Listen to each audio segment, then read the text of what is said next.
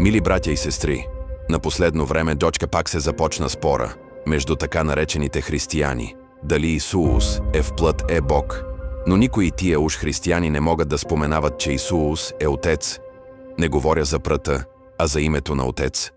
Аз казвам, че Исус Христос е Отец. Какво ще направите по въпроса? Да, вярно чухте, аз вярвам, че Исус Христос е всемогъщият Бог Отец. Ние всички знаем, че имаме само един Отец, инака да го четем в Малахия 2:10.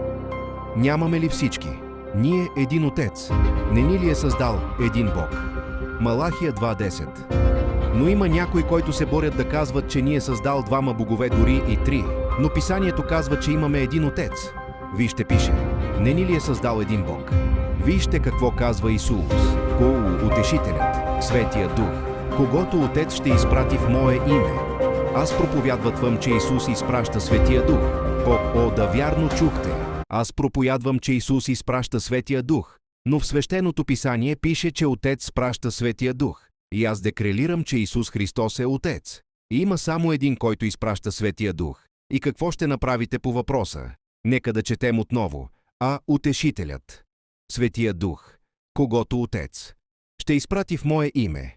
Йоан 14:26. Да, аз съм съгласен, че Отец спраща Светия Дух. Но вие уж проповедници трябва да обърнете само една страница и да видите това. Йоан 15:26. Исус казва: когато дойде Утешителят, когото аз ще ви изпратя от Отца, Духът на истината, който излиза от Отца. Сега нека да балансираме дочка.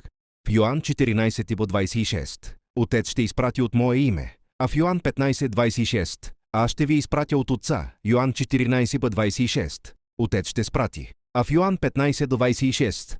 Аз ще ви изпратя. Сега, лицемерци, кой изпраща Светия Дух, Отец или Исус? Кажете, Исус ли спраща Светия Дух или Отец спраща Светия Дух? Добре, лицемерци, имаме само един. И точки Дявжего в Малахия го пише. Имаме само един.